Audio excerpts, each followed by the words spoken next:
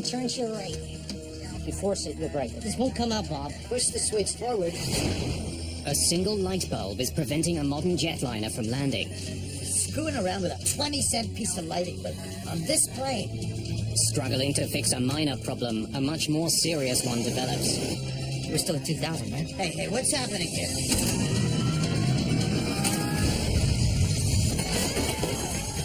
The plane crashes in a remote swamp. Those who survive the crash face a new danger. The swamp has filled with jet fuel. No one light a match! Eastern 401 was a pivotal accident in aviation history. The crash would point investigators to an astonishing danger lurking in all commercial cockpits.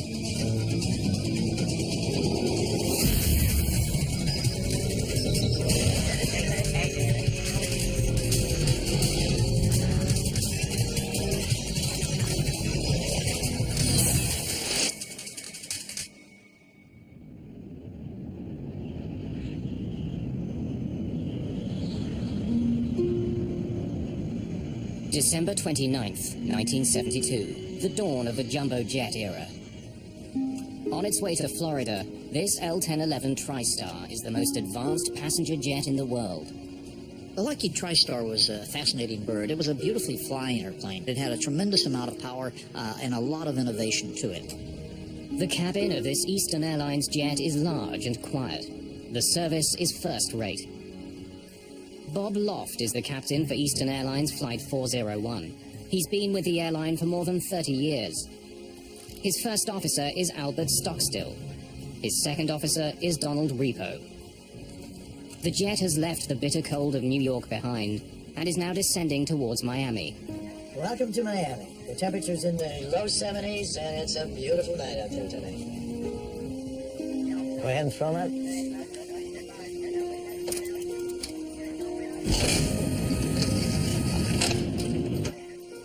Angelo Donadeo is an off-duty Eastern Airlines maintenance expert. He's catching a ride back to Miami. There are 176 people on board tonight's flight. Most are heading south for New Year's. Ron and Lily Infantino have been married for only 20 days. They've just spent Christmas with his family. The seatbelt sign came on as normal. We're in a final approach. I look out the window there and I could see lights at the airport. Close to midnight, the plane begins its approach to Miami International Airport. Stockstill flies the plane, while Repo performs a landing checklist. Radar, up, off.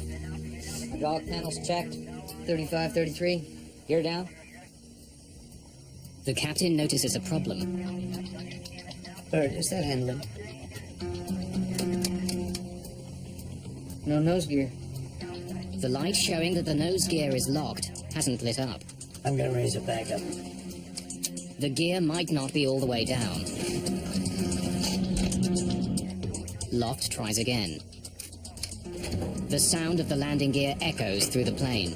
It makes a pretty loud grinding noise. If you've flown very much, you're familiar with that sound. So they did that several times. The pilots did that several times, and we weren't alarmed. It's just one of those things that happens sometimes, and we just kind of looked at each other and said, great, we're going to be late getting home.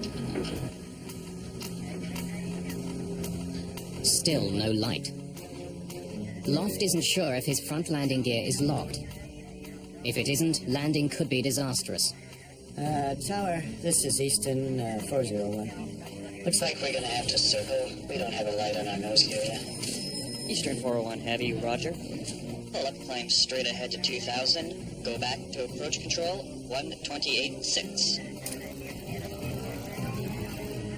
You want me to test the lights or not? Yeah, check it. Flight engineer Repo performs a test nicknamed the Christmas tree. It lights up every warning light in the cockpit to see if the bulbs are working.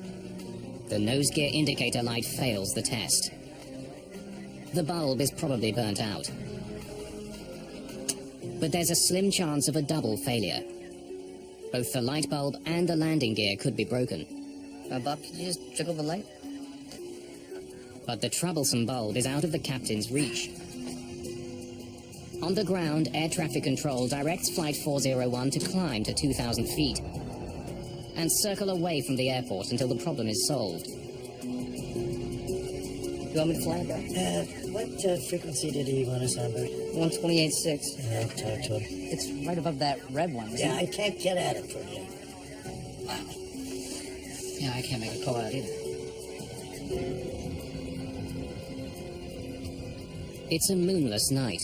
As the plane veers away from Miami, there's total darkness outside. All of a sudden, it turned pitch dark again. And that means we were going back out west, towards the Everglades. Co-pilot Stockstill is flying the plane, but Captain Loft needs his help to solve the problem. Put the autopilot on here.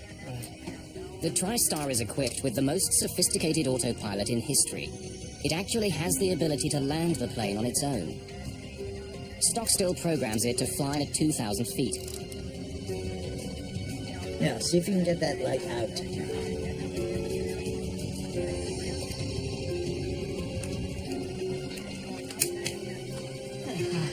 The light is finally removed.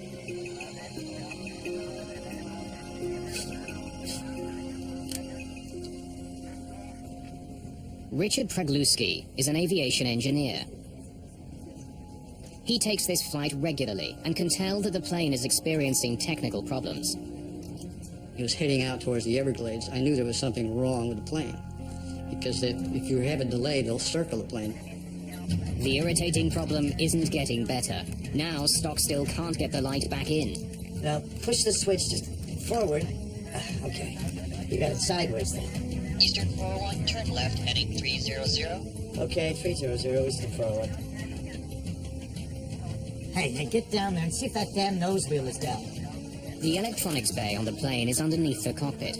The room, nicknamed the Hellhole, is a unique feature on wide-bodied jets. The front landing gear mechanism can be seen from there. You got a handkerchief or something so I can get a little better grip on this? Hold down and turn to your right. Anything I can do it with? Turn to your left one time. Get down there and see if that damn thing... It won't come out, Bob. If I had a pair of pliers, I could cushion with that I cleaner. can give you a pair of pliers, but if you force it, you'll break it. Just believe To me. hell with it, to hell with this. Get down and see if we're lined up with that red line. That's all we care. Screwing around with a 20-cent piece of light equipment on this plane. As the crew struggles to fix the problem. In the cabin, Richard Pragluski sees something peculiar out of his window. I could see the tower to my right in the distance, and it looked like we were going into a glide path, which I found very strange. Pragluski has noticed something the pilots haven't. The plane is getting closer and closer to the swamp below. Put it in the wrong way, huh? Looks square to me. Can't you get the whole line down? I don't know what the hell's holding that damn thing in there. It's always something. We could have made schedule. Without a green light, they still don't know if their landing gear is locked.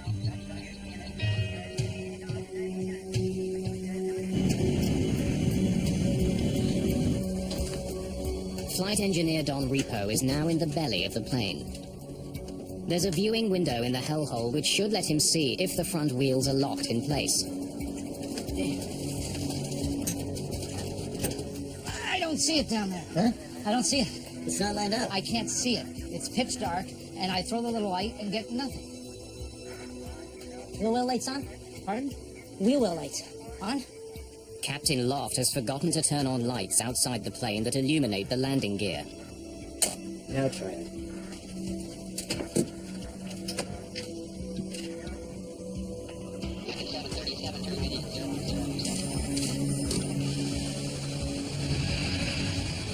At Miami International, controller Charlie Johnson has just finished dealing with another troubled jet.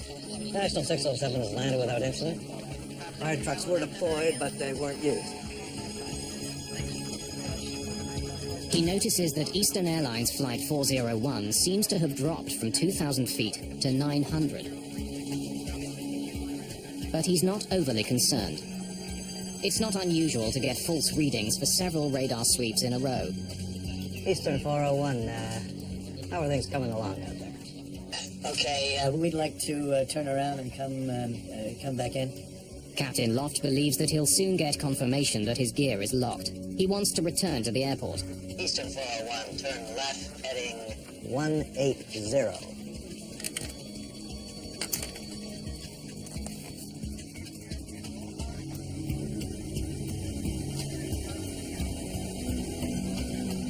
plane is heading west, away from the airport. It will take several minutes to get lined up for the landing.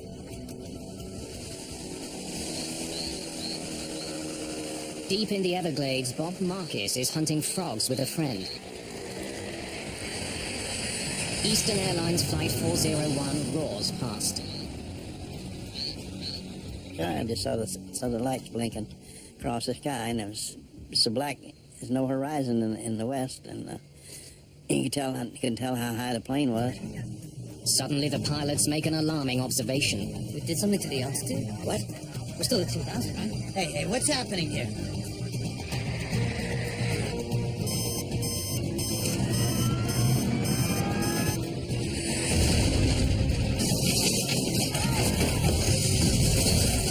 I see the lights in the cabin just flickering on and off, and I heard a noise. It was a violent whipping sensation. Then all of a sudden, all hell broke loose.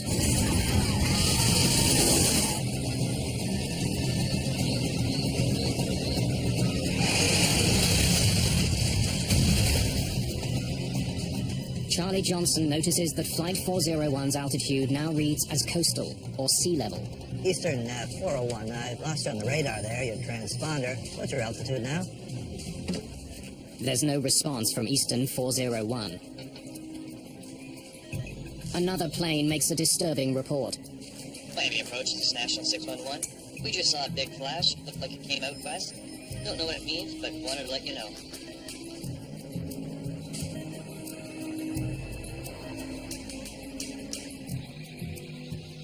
In a dark, remote swamp, those who survived the crash find themselves in a nightmare.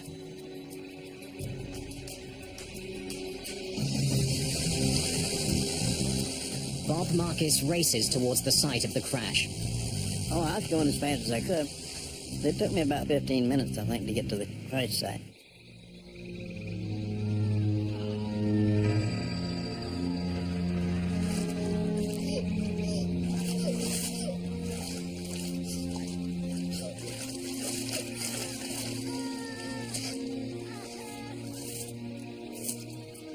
Remarkably, Richard Pregluski is alive. I knew I was badly injured because I could see my clothes hanging from my body. I had almost no clothes in the upper half of the body, and I could see skin coming down my arms. And I also knew that when you're in shock, you feel no pain. So I knew I really was seriously injured. And I started thinking, I said, well, the pain will come later. But how do I keep calm and get out of there? Because the longer I'm in that swamp, in the condition I'm in, the more danger I'm in. Ron Infantino was knocked out by the crash. He wakes up in the swamp. So I was thrown quite a bit, and I was away from Verizon and everybody else. Nobody was even near me. Lily. Lily. He's badly wounded. His new wife, Lily, was sitting next to him, but now she's nowhere to be seen.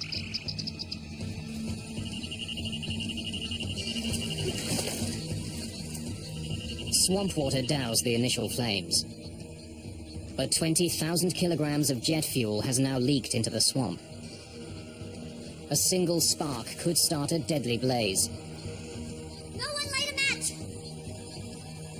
We're covered in jet fuel!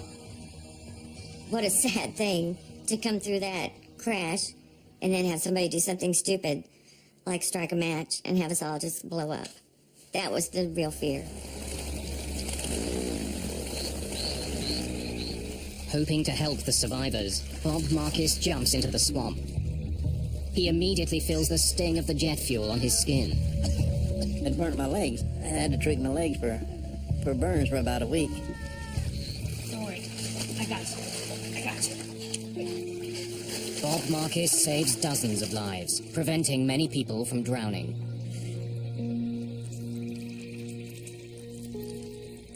Isolated from the other survivors and unable to move, Ron Infantino now has a new reason to fear for his life.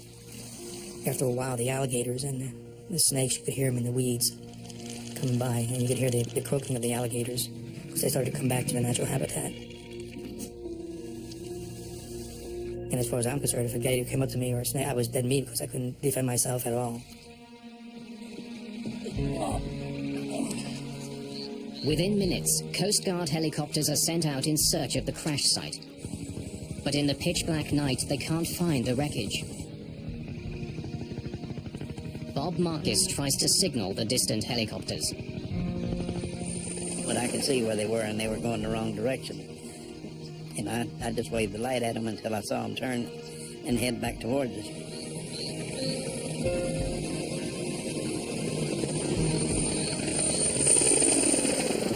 It seemed like we'd been in the swamps for a really long time when we heard a helicopter, and it was such a welcoming sound because that means somebody knows that you're there. Less than half an hour after the crash, the Coast Guard arrives.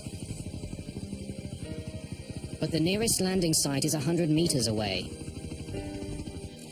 Marcus rushes to meet the helicopter and ferry the rescuers back to the crash site. His first passenger is rescue worker Don Schneck. I made it to the airboat. He asked me, where are all the rescuers? And I said, this is it, let's go. He took us out into the glades to a point where he said, this is as far as I want to go because I don't want to run anybody over. And he said, there are bodies out here all over the place.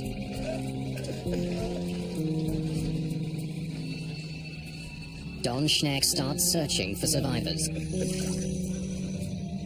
I approached the large object that I had seen at a small distance and realized it was the nose section of the aircraft.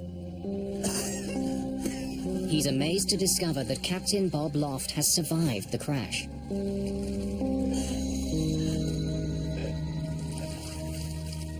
He was in bad shape. He had lacerations, so I knew he had broken ribs. I could tell he was in shock, so I calmed him down, told him, I'm the only one here right now, but they're coming. Just hang in there. I'm going to die. He told me that, and I argued with him. Anything to keep anything going. It just made me feel so inadequate because it was just me. I turned around and I looked back towards Miami and thinking, where in the heck is everybody?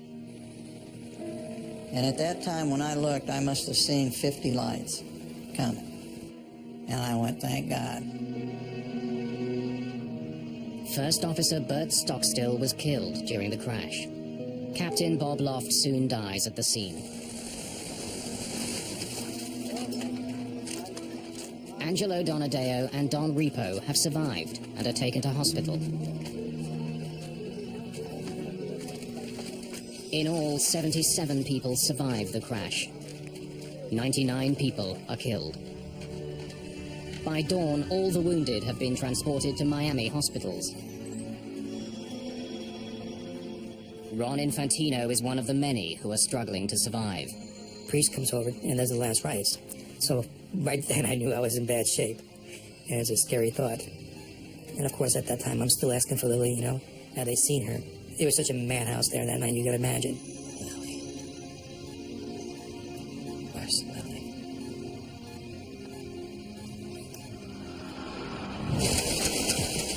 The crash is headline news around the world. It's the first ever jumbo jet to crash, and it produces the largest number of deaths in U.S. civil aviation history. There's tremendous pressure on investigators from the National Transportation Safety Board to find out what happened. It was an enormous puzzle because this was the newest, the most sophisticated, the best of the airliners that apparently was in perfect working condition. So the NTSB perceived that this was going to be a very long investigation that involved multi-level protection problems. The crash site itself is an important clue for investigators arriving at the scene. The trail of debris is enormously long. That suggests that the plane hit the swamp almost in the same nose-up position as it would while landing at an airport. Its descent was clearly slow and gradual. NTSB investigators have documented the final settings for many of the instruments in the cockpit. they discover that the autopilot was set to maintain an altitude of 2,000 feet. So why didn't it? Maintenance expert Angelo Donadeo is interviewed. All he can tell investigators is the crew was trying to fix a light bulb before the crash. Within days, the plane's 2 black boxes are recovered. Investigators hope they will provide some answers. Before they can extract the data, flight engineer Don Repo dies in hospital. Ron Infantino is given some devastating news of his own. The body of his wife Lily has been found under the plane's wing. She's just a wonderful person. I was 27 years old, and she was the same age, and it was actually my first love. Infantino is haunted by the memory of switching seats with Lily just before the crash. They had swapped seats quite casually earlier during the flight when she had gotten up to go to the restroom. She was thrown into the swamp and drowned, and he lived. The swamp proves both a blessing and a curse for survivors. That's what saved most of the lives, actually. Because the plane broke up, it absorbed all the energy. And the mud absorbed it, and the plane just dispersed. The swamp water is so thick with mud, it also clogs survivors' wounds, preventing many from bleeding to death.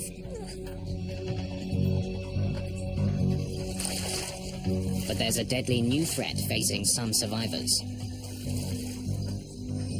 Their wounds have become infected, contaminated by a deadly organism found in the black mud of the Everglades. The organism produces an infection called gas gangrene. It can kill a person in just 2 days. Gas gangrene can only be destroyed in a hyperbaric chamber. It's a pressurized container that gets filled with high levels of oxygen. The oxygen gets forced into the wounds and kills the bacteria. 8 of the surviving passengers are infected with gas gangrene. Hyperbaric chambers must be found for all of them. The only other way to save patients is to amputate the infected limb. Ron Infantino's arm is badly infected. Doctor came in and says, well, we've diagnosed it as gas gangrene. And he says, we got to take your arm off immediately, or I have to get you to a hyperbaric chamber. Unfortunately, he says, the only hyperbaric chamber is at Mercy Hospital, and that's all been taken advantage of. Unless doctors can find a chamber soon, Infantino will lose his arm. While doctors search for a chamber for Ron Infantino, investigators examine what's left of the plane. They test its flight controls, engines, instruments, and its electrical and hydraulic systems. The plane was virtually new. It was in perfect condition. There was no mechanical reason found that would have caused the crash. In fact, some parts of the plane are in such good condition that the NTSB gives them back to Eastern Airlines so they can be installed on other airplanes in its fleet.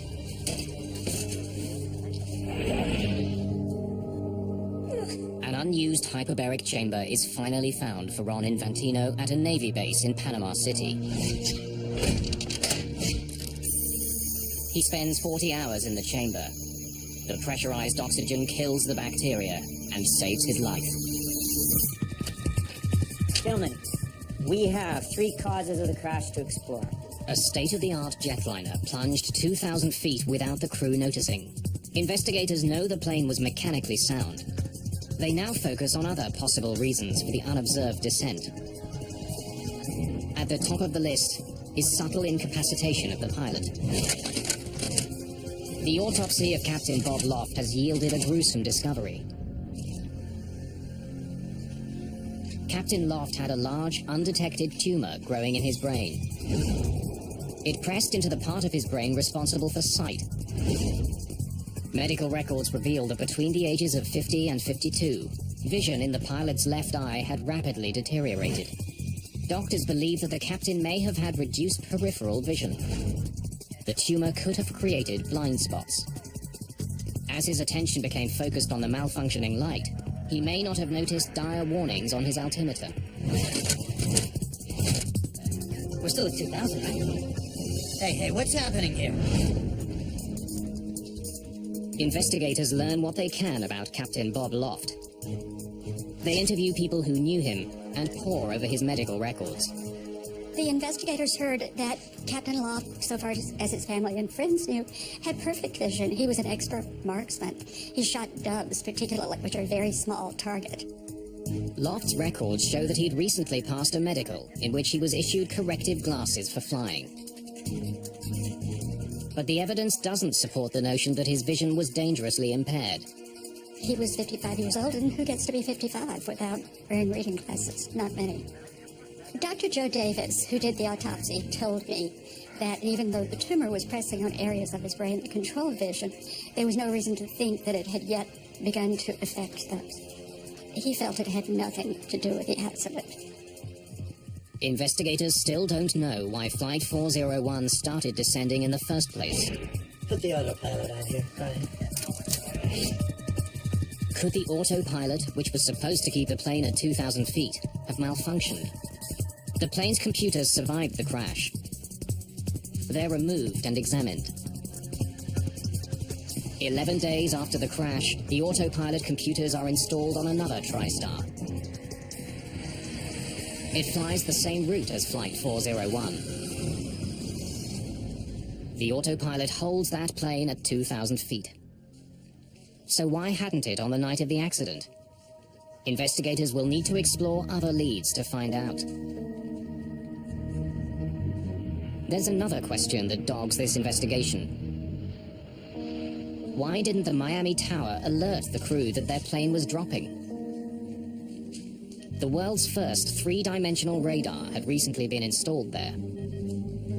It meant that controller Charlie Johnson knew the location, altitude, and speed of Flight 401.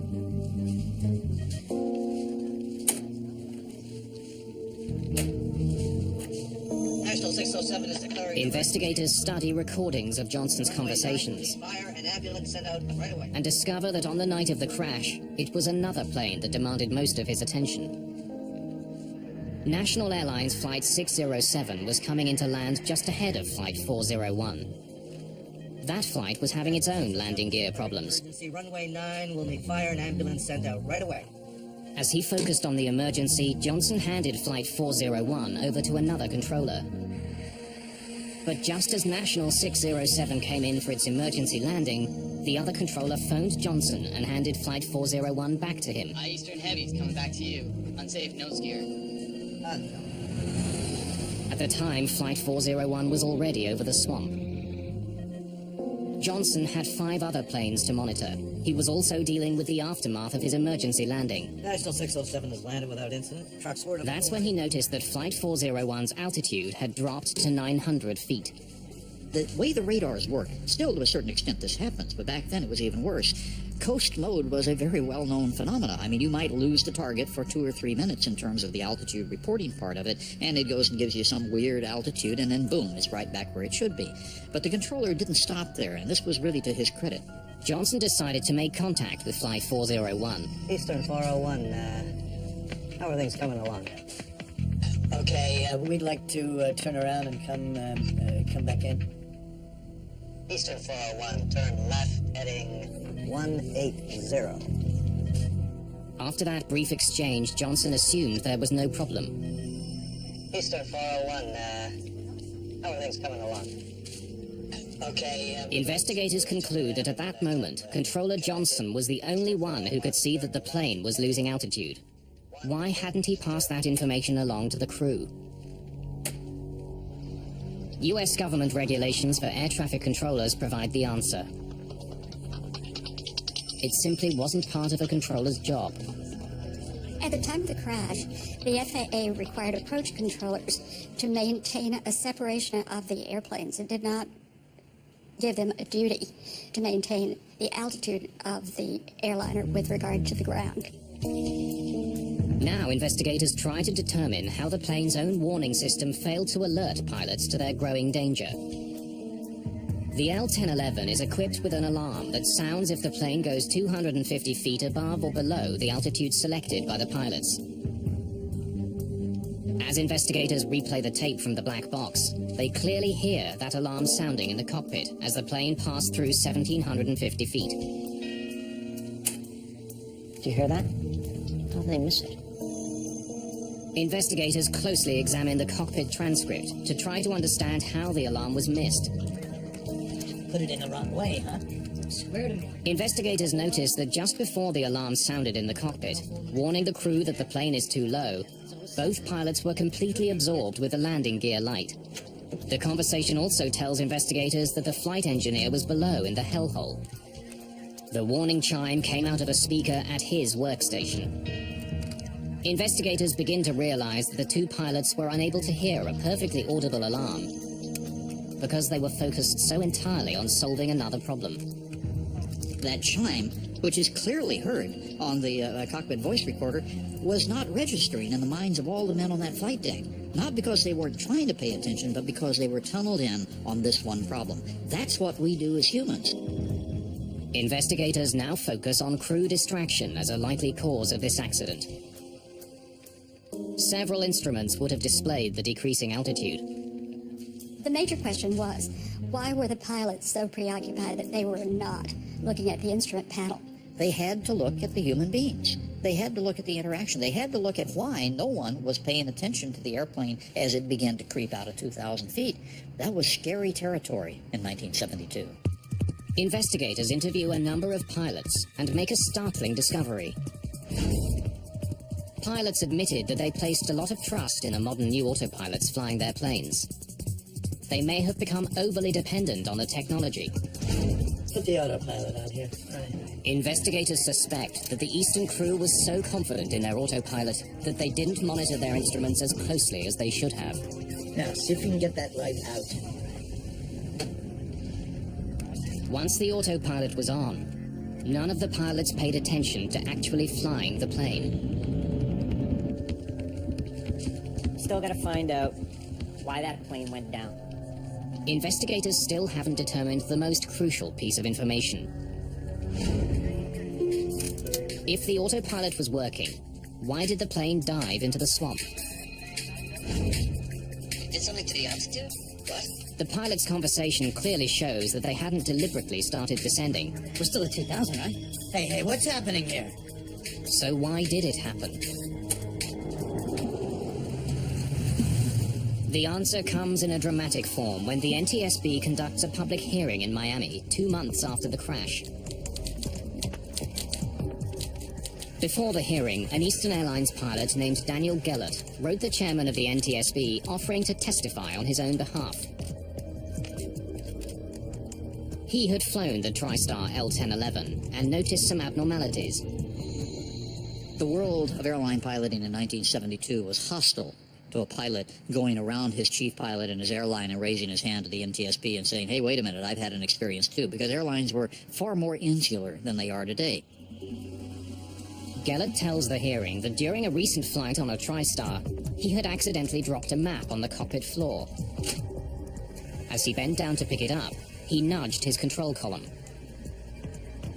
He noticed immediately that the plane's autopilot had been affected. The part of the autopilot controlling altitude had been turned off. The NTSB discovers that Gellert's experience is shared by others. In fact, 17 days after the accident, Eastern Airlines tacked a notice onto a company bulletin board and also mailed it to all of its TriStar pilots. The bulletin warned against accidentally bumping the control wheel.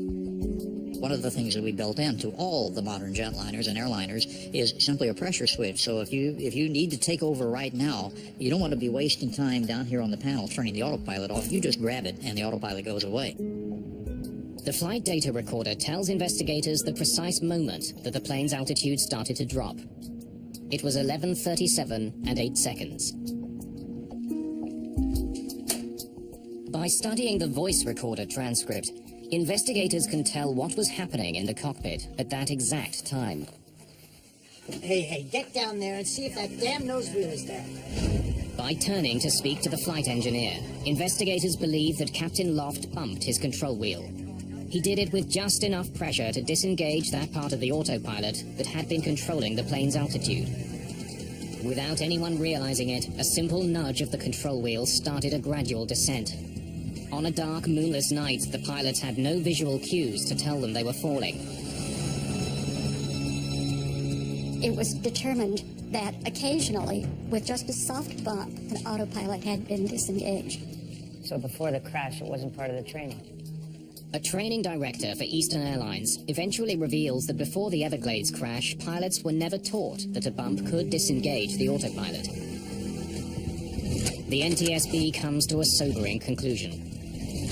The plane crash was due to pilot error. The crew was distracted.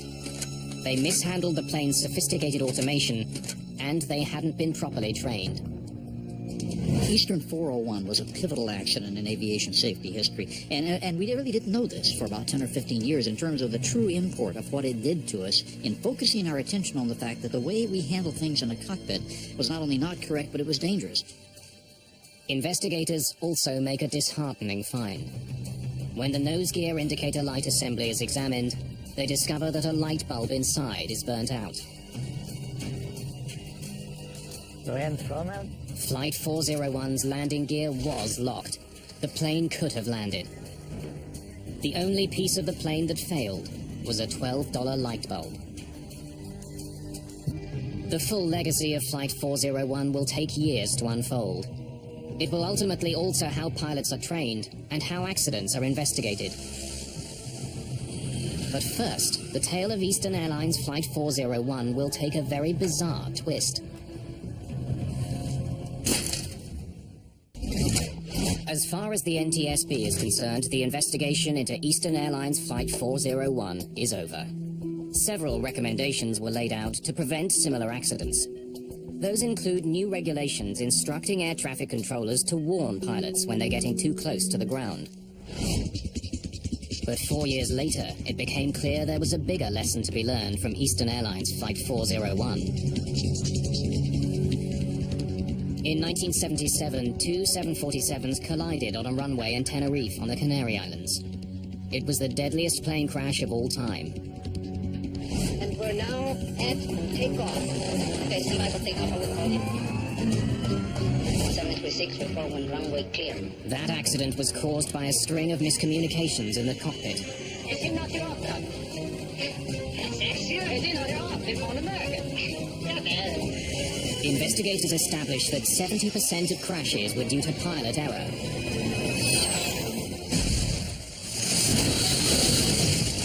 Both of these accidents, Tenerife and 401, what you see is crews dedicated to doing a good job, but not realizing that they're human, not realizing how many things can go wrong if you don't appreciate how human beings fail. By the late 1970s, NASA began to explore a new behavioral science designed to reduce pilot error. And pilots be on the lookout for any different behavior when we acquire. It's called Crew Resource Management, or CRM. Crew resource management simply means that we're not going to have one pilot leading and everybody else following. It means that the captain has to be a leader and listen to and interact with his subordinate crew members, and the subordinate crew members have to speak up. Decades later, Flight 401 is taught in aviation courses around the world as a textbook example of poor CRM.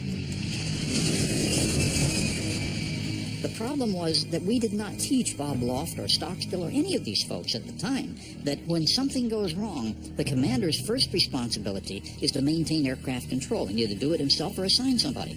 We're up to 2,000. You want me to fly, Bob? What frequency did he want us on, Bert? 128.6. I'll talk to him. On Flight 401, Captain Loft did not clarify who should be doing what. Instead, all three crew members worked on the same problem. Bob, could you just jiggle the light? It's gotta come out a little bit and then snap in. With the co-pilot flying, the captain commanding from the left seat, you already had cross purposes here. It's right above that red one, isn't Yeah, it? I can't get at it from here. And you had a light quadrant the captain couldn't quite reach, and the co-pilot could, but the co-pilot was flying the airplane. You just set them up for a major problem, and guess what? Systemically, we never taught them what to do. Today, CRM also trains flight crews not to be intimidated by one crew member's mood. You got a handkerchief or something so I can get a little better grip on this? Anything I can do it with? Get down there and see if that damn This thing... won't come out, Bob. So if the leader is having a problem, in this case with a light bulb, Okay. You got it sideways then. And he's really irritated at it, and the co-pilot has now made the problem worse. Co-pilot's not going to be happy with himself over that. I don't know what the hell's holding that damn thing in there.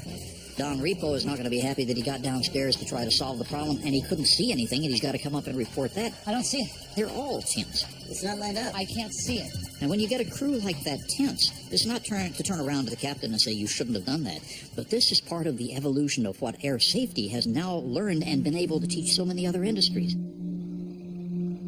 The enduring legacy of Flight 401 is the delegation of specific tasks in the cockpit. The result is fewer crashes. There was also much more bizarre fallout from this crash. For a while, it seemed that the crew of Flight 401 was haunting other Eastern Airlines flights. For some time after the crash, flight crews and passengers report seeing lifelike apparitions of Flight 401's crew.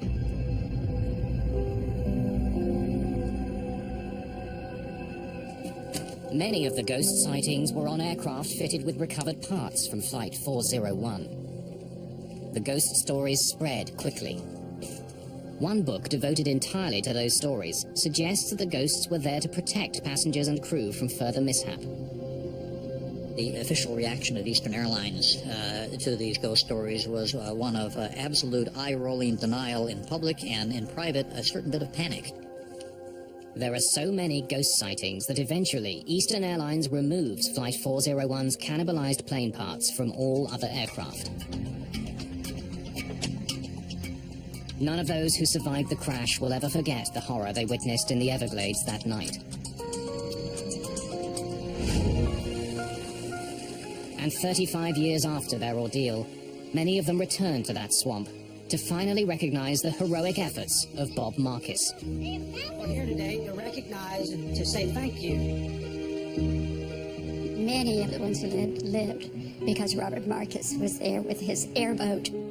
He saw them drowning and decided that the thing that he could do would be to save the ones he could save. Robert Marcus was the kind of person that I hope that all of us ultimately would be if we were confronted with that sort of thing, but he drew on some special courage to do what he did. He was one of the true heroes of the crash.